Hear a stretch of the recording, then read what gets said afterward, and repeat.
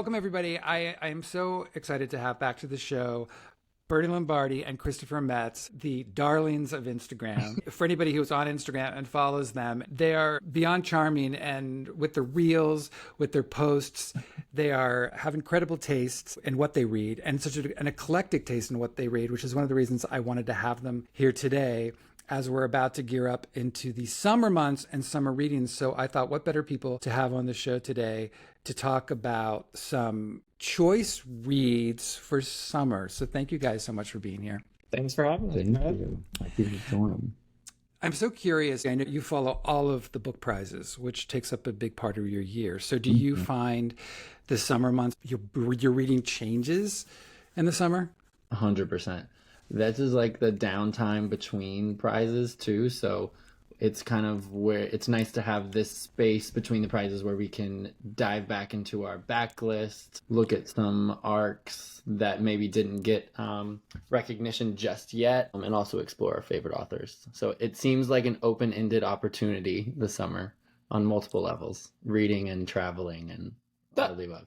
No, I mean, the Booker Prize long list announcement is always at the end of July, so it's only half the summer. I mean, the 2 months Right. I'm talking about are June and... No, I know, but I was just saying that Making when I think of the summer, I think of the Booker Prize long list. And so I would say the first half of the summer is kind of what Chris described, for me at least, is what Chris described as like kind of like you're trying to like get to the stuff that you'll then be distracted from during the second half of the summer when we're reading the Booker Prize long list. Yeah.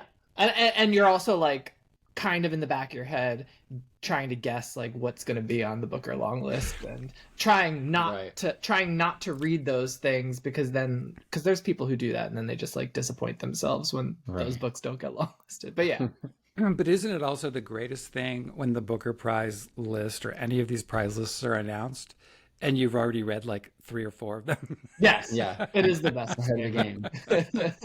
The National Book Award, when that was announced in September last year, I had read half the list, and that was like amazing. That's the only time anything like that has ever happened. But I know, and then you can coast. I don't know that there's many people who approach the International Booker and like, oh, I already read all of these, or like half of them, or even 2 of them. Yeah, 2 is like big win.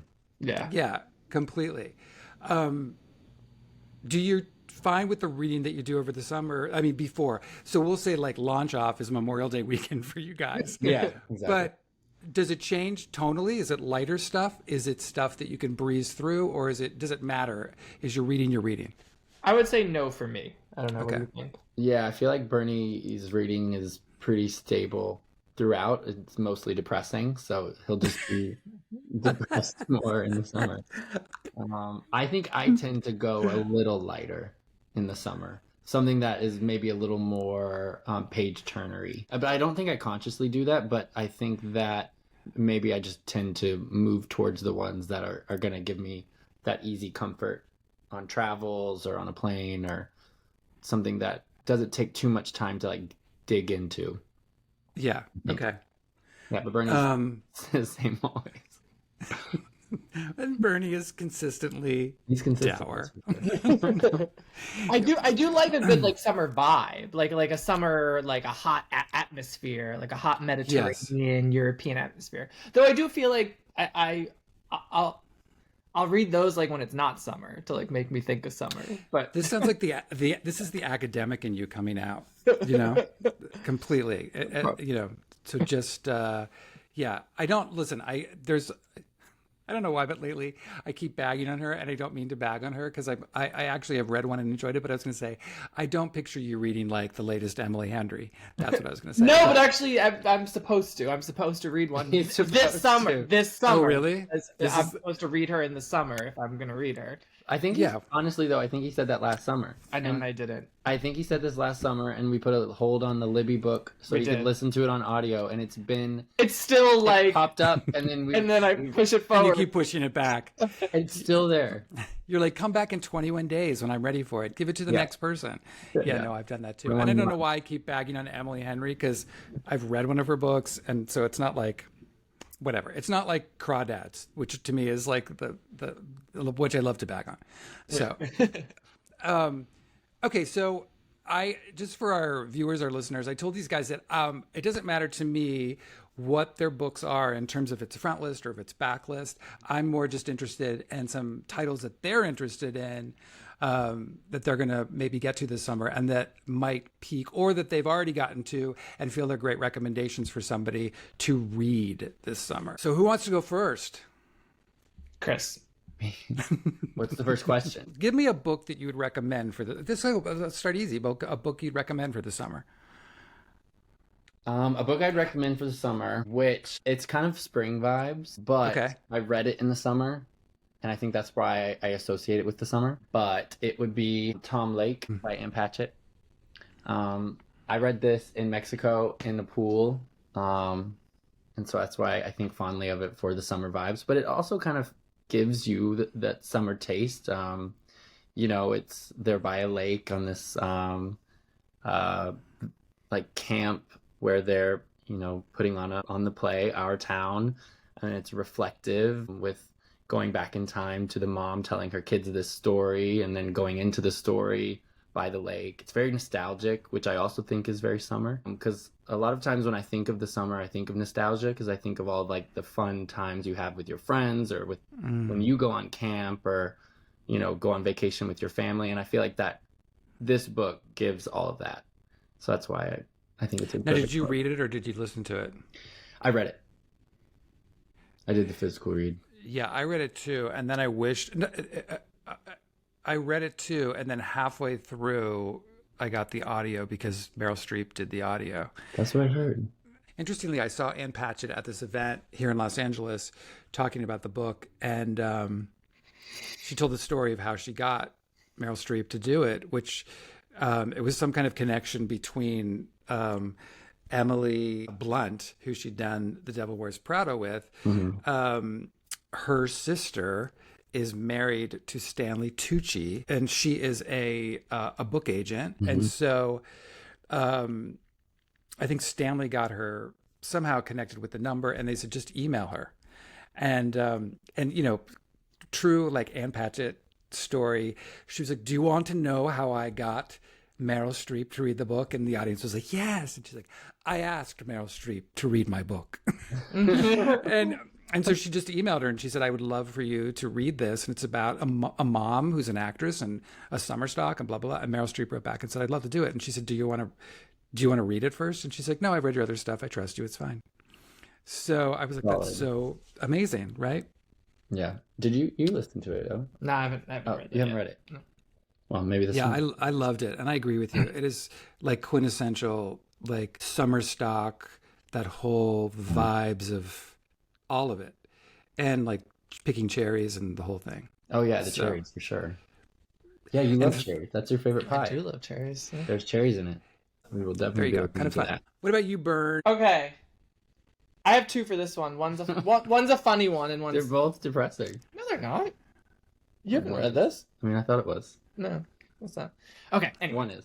Okay, so the first one is a funny one because it's a book that I read on a beach vacation and it ignited an obsession for me. So like I just imagine me reading this on the beach, just like obsessed. The Road by Cormac McCarthy. And this just I read it on a beach vacation and this sparked my obsession with McCarthy. Christopher, now I understand. I recommend that. I'm not lying. And I finished it we flew back to New York and we were on the subway off of our flight, and that's where I finished it, and I was like sobbing. crying on the subway. So I wasn't crying on the beach, but I cried after. And then a better choice would be Hot Milk by Deborah Levy. It was a finalist for the Booker in like 10 years ago, 15 years ago, somewhere around there. And it has like hot Mediterranean summer vacation vibes. Like, they're from England, I think. Actually, it's been so long that I've read this that I don't remember exactly. And her book Swimming Home also has the same like hot Mediterranean summer vacation kind of vibes, but this is about a mother and daughter, and it's really good, and I recommend it. And so this gives you smart, good writing, but also like will transport you to the beach in Europe, the Oh my Mediterranean. God, I love that. Yeah. What about a book that transports you to somewhere else? So I'm gonna say, and this is one that I read this year, and actually I would pair this with, you'll see, with the second one, which I don't have with me right now, is On the Calculation of Volume 1 and 2. They're both transportive. 2 is actually very like literally about like moving around. Have you read these yet? I read the first. I haven't read the second one Okay, yet. I so have this- it. I haven't. So for those who don't know, this is about this woman who is stuck in a single day. So every time she wakes up, it's November 18. And so in the second book, she decides that she's kind of like over kind of like hoping that things will change, and now decides to kind of like be proactive, and she decides to chase the seasons. And so she wants winter, so she travels to the north of Norway, and then she wants summer, so she goes to the south of France, and so she's literally transporting herself in the same day, but around Europe in order to kind of like experience different stuff. Okay, now I can't wait to start it, because when I finish the first one, my one thing is, how the hell is she doing this for, like, Right? are we really doing Literary Groundhog Day for 7 volumes? Like, I was like, how many times did she wake up and be like, all right, he's still there, whatever.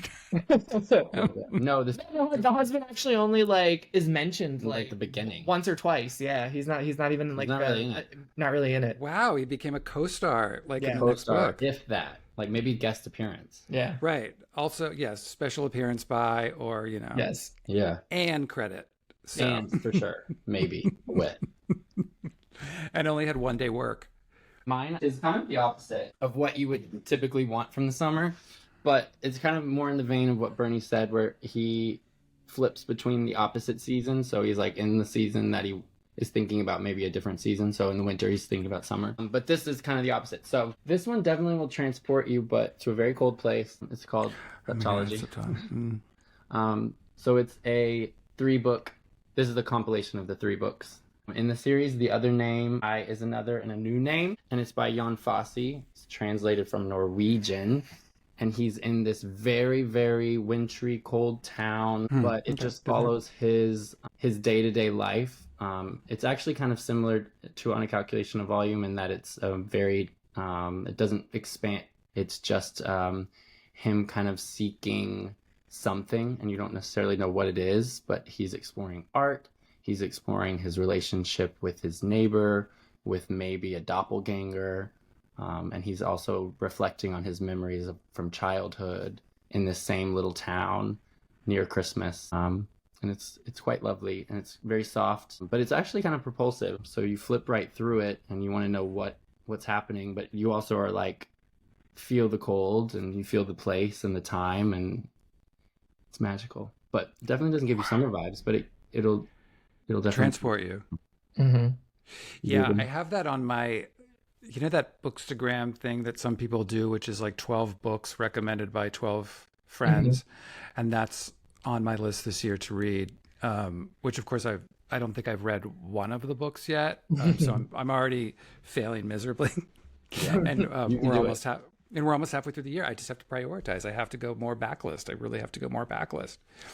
That one's noticeable if you break it down in the 3 books, because they're not too long as individual books.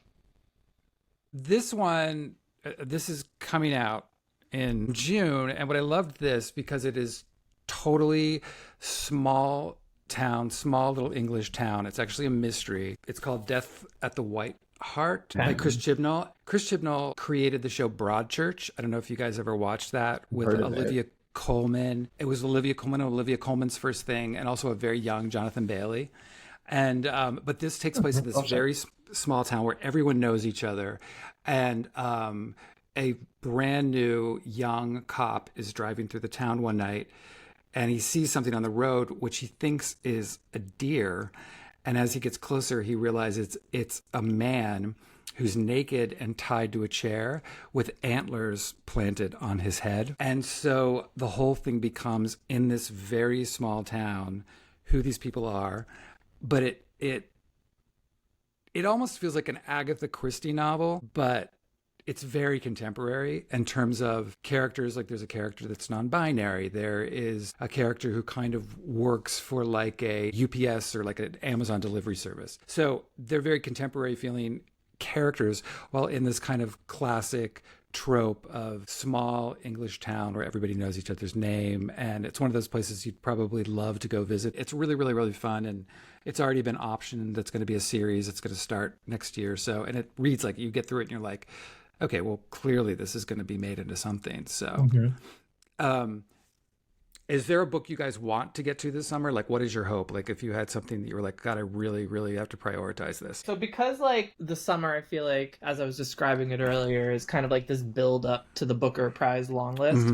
I typically, leading up to it, I'm like, oh, like, what about all those past Booker winners that I haven't read yet? And so I start thinking about that, and then I'll throw a few on the list. So these are. So I picked up 3. I don't have to talk about them, but I'm just going to show you three former Booker winners that I would like to get to. So we've got the Sea by Iris Murdoch, The Narrow Road to the Deep North by Richard Flanagan, which is now that's now a sidebar. That's a series, right? Did you see on Amazon? Yeah, we saw the preview. We saw the trailer. Yeah, we saw the trailer. So that's partially why I want to see it, and also because we're going to a literary festival while we're in Copenhagen, and he's going to be there. So oh, wow. Okay. I want to read this before that. And then The Remains of the Day, because I just haven't read it yet. I've read a bunch of Ishiguro's books, but not his most famous one. That's how it is. It's so, yeah. How about you, Chris? Mine are kind of into the idea of exploring the ocean through a whale called Moby Dick. So I've put these 3 books together that I'm super excited to read. I don't know what order I'm going to read them in, but it is, Moby Dick by Herman Melville. Also, this book, which just came out in the UK. I don't know when it comes out here, but I think soon. It's called Call Me Ishmael by Xiaolu, and it's the retelling of Moby Dick from the female perspective, and the main character dresses as a boy to go about the Moby Dick adventure. I literally thought you were going to say it from the point of view of Moby. Old Moby. No. Right. I have to get him. Yes. I must kill him. And then also Melville by Rodrigo Fresán. Translated from Spanish by Will van der Heijden, and that's kind of an imaginative biography of Herman Melville, but it's also got some like ghost story and magical realism elements. And I've seen a lot of people on Bookstagram love that one recently, and it just won the Republic of Consciousness Prize for the U.S. and Canada. And I'll probably join him. Yeah, I think Bernie liked the idea of this Dick adventure. Well, I mean, I'm the one who wanted this one. Big adventure. I wanted this one. So Bernie wanted Melville. I wanted Call Me Ishmael, but then neither of us had read Moby Dick. So we were like, well, let's start there. Yeah, that'll be the launch off. The one that I really want to read that's coming out, and I'm only relating it to like a memoir, not that Melville was, but it was kind of, is this, have you guys seen this new biography of Baldwin coming out called Baldwin, A Love Story? Yes. I have not. Yes. Oh my God. It looks so amazing. First of all, they said it's the first major biography of Baldwin in 3 decades. And it tells 4 overlapping stories about his relationships, the men in his life, which I didn't know any of this. One is the Black American painter Beaufort Delaney, his lover and muse, the Swiss painter Lucien Happersberger, and his collaborators, the famed Turkish actor Engin Cesar and the iconoclastic French artist Joran Cézanne. So it's like a monster of a book, much like Moby Dick, and it's coming out in August. I can't wait. I want that. Yeah. Who's publishing? It's just FSG. But it looks beautiful, and it's this guy Nicholas Boggs who wrote it, and it just how all these relationships intersected with his work and influenced his work so much. I love that. So I'm reading a Baldwin right now, so I'm excited. Yeah. What are you reading? Yeah, Chris said that. What are you reading? Just Above My Head. That's I his haven't read final that. novel. It's his final novel, and it's his big one. It's like 600, a little less than 600 pages. I read like most of his books, fiction, nonfiction, plays, and whatnot, like when I was in grad school. But of course, I always neglected his really really long book. But I just decided that I was going to do it, You're and it's deciding to amazing. jump. Yeah, I have like 100 pages left. I love it.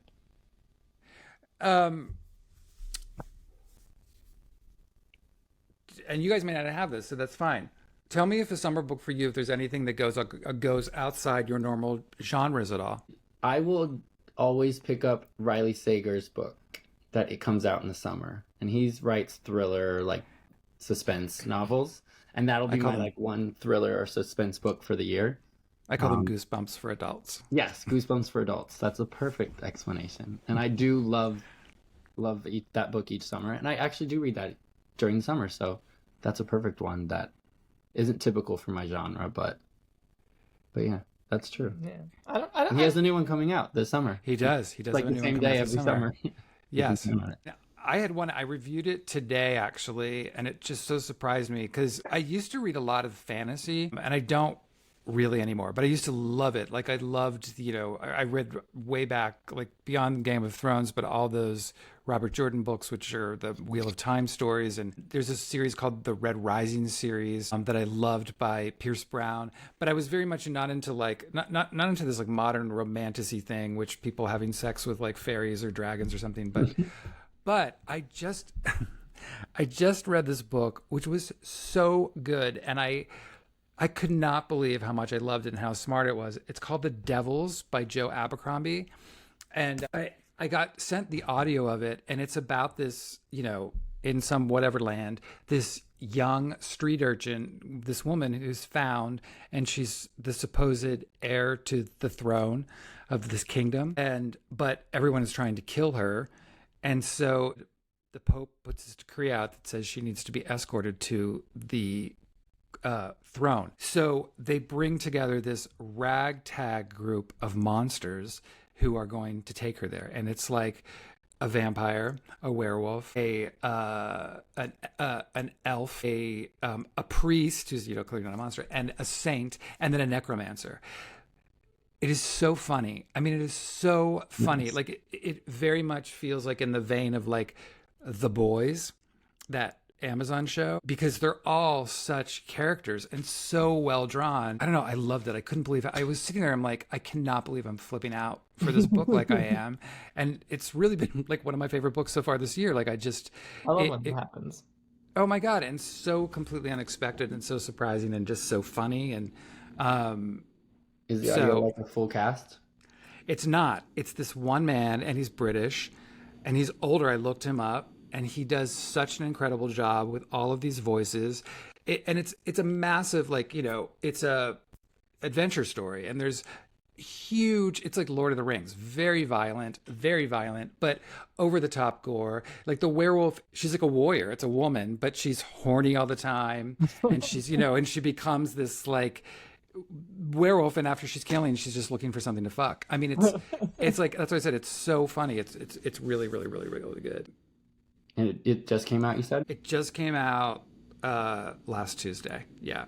Is there a book you'd recommend for summer that once you start reading it, you won't be able to stop? I think we kind of both have the same author. Yeah. Different book. Yeah. So we recently became kind of obsessed with Sarah Waters. And I've read Night Watch. Chris read Fingersmith last summer. Last winter. Like the end of last year. And we both like just like couldn't stop reading them. We were obsessed. We loved them. And actually, I started reading Fingersmith. Yeah, and became like obsessed and was flying through it. And I became obsessed with the pretty covers. Bernie was very obsessed with the idea of liking her because I love the pretty covers. Because he wanted all of her new released editions and this artist who did the covers. Yeah. So then he got very jealous and then picked up the Night Watch while I was still reading the Fingersmith. Yeah, so we're swapping. We're swapping. Now I'm going to read the Fingersmith and he's going to read the Night Watch. Okay, so tell me, is this, because I kind of am familiar, I haven't read it yet with Fingersmith, but is this an ongoing character, yes or no? No. They're all self-contained books? All individual, yeah. Okay. Yeah. All right. She explores like historical fiction, which isn't typically our genre. Thing, it's a different vibe. It's a different vibe. It's a different kind of historical fiction. It's very sapphic. It's very like very lesbian. Yeah, I have to read it. And supposedly Fingersmith was inspiration for the Safekeep, right? Yes. Yeah. Safekeep was. Oh, really? Yeah, Yale van der Wooden had said that Fingersmith inspired her. Yeah. In ways to write the Safekeep, and you can see it because I actually read. Which one did I read first? Safekeep. But as I was reading Fingersmith, I was like, oh my gosh, I see it. And I just read Safekeep right before it. And I was like, I can see where she got inspiration from in so many ways. Wow. They're very different books still, but you can see like the sparks. The thread, yeah. I was obsessed with the Safekeep too. It was like one of my favorite books that year. I just thought it was it so surprised me and blew me away. And I don't know. Maybe I'm an idiot. I never saw anything coming. I was just like, wait, what? Supposedly the Europeans all saw it. Yeah, the Europeans saw it. we over here didn't. Yeah, I was a clueless American. But I was just like, oh my God, amazing. I read this book it's coming out again in June that I love so much. And it is this book that I couldn't put down. And it is so, do you ever have those books where it's a dual thing of like, can't put it down, but also don't want it to end? And that's been me with Just Above My Head. Yeah. Okay. And I love when a book does that. I love it when you're like, I don't really want this to end. I don't want to get to the last. I mean, I remember the first time that happened to me, I think it was A Prayer for Owen Meany. And I just was like, I don't want to leave these characters yet. But it's this debut novel called The Slip, which is coming out in the beginning of June by Lucas Schaefer. And oh my God, it is so good. And it's being comped right now to like Franzen and Nathan Hill. It's about this 16-year-old Jewish kid who gets into a fight at school and his mom can't deal with him. So she sends him to her brother's house in Austin, Texas for the summer. And when he's there, his uncle goes every day to a boxing gym to work out. So the kid starts to go with him and meets one of the trainers there, who's this Haitian man who kind of takes him under his wing. But then the kid disappears. And the book starts 10 years later, and he's never been found. And it's not a sign of foul play or anything like that, but the book slowly then goes back in time, and it begins to piece together all the parts and all the people you've seen, most of whom have come through this gym, and what happened. It is so good, and it is such a great... Like, first of all, I was so blown away that it was a debut, but I also, it's just so crazy what he's playing with in terms of race and gender. And there's so many things he's touching on that at first when I got into it, I was like, oh my God, he's going to go there. He's really going there. But it all worked and it all made sense, and it all made sense why he was doing what he's doing. And, I don't know. I couldn't put it down. I finished it and I was like, holy shit. I got to the end of it and I was like, that was... I saw all your tabs. Is there a book that makes you think of summer? Yeah, I wanted an opportunity to be super basic. Go, be so basic. Oh, know my name. And you read that with a peach Bellini. Yes, of course. A creamy peach Bellini. Yes. A dreamsicle. A dreamsicle. Evenings and weekends. Oh my God. I loved that book so much. And I feel it got overlooked. I feel like so many people missed out on it. Yeah, they really did. I agree. And they can get it this summer because it screams summer. It's literally summer in England on the Thames. There's a whale washed up, 4 characters running amok. It's great. We picked it up when we bought it in London. It had come out there prior to coming out here, so we picked it up while we were there in like November of last year. Yeah, and I felt, it's funny, when I read that book, I thought there was a series there. Like, I felt that could be a limited series. Oh, totally. And they could make it an ongoing series called Evening and Weekends, and every season would be a different city. Yeah. So you could do London the first year, and you could move off to someplace else. You didn't have to keep following it. Oh, yeah. It totally reads like that because, like, it's so propulsive, and you just need to know, like, I mean, originally you're figuring out why they're all connected and how, and then you're figuring out what their dramas are, and they have such like realized characters in it. It's great. I just have to ask this, Bernie, are you someone who, like, when you go to the movies, are you someone who wants a comedy, or does it have to be like, are you drama all the way? No, I'm not like that with movies, I don't think. No, but Bernie doesn't like comedy. No, Like, wait. Really? You don't like comedians. Yeah, I like comedic movies. I just don't like stand-up. Stand-up. Yeah, it's he very likes comedy. specific. It's like comedy. But I like funny things. Yeah, he's got a sense of humor, but he doesn't like I'm being funny in your face. Yeah. He likes. No, I get it. What was Yeah. the question? Suddenly it gets very personal. We're like, we're going to just take a break. Well, this has been great, guys. These are some great selections for people to think about that are not run of the mill. They are not Emily Henry. And again, not that there's anything wrong with that. I may read because, Emily Henry this year. I think you should do it. I think you should do it. On another 24-month loan. Yeah. Respect. Yes. It's still coming in. Oh my God. I'm going to get like a cease and desist from Emily Henry probably. Like stop talking. Stop. Exactly. Stop. Yeah, exactly. She'll be more than fine. So thank you guys. This was awesome. I really appreciate it. And for all of our viewers, listeners, hopefully there'll be something in here to inspire you by the pool, by the mountain, by the beach, wherever summer may take you this year. So thank you both. Thanks for having us. It was a blast.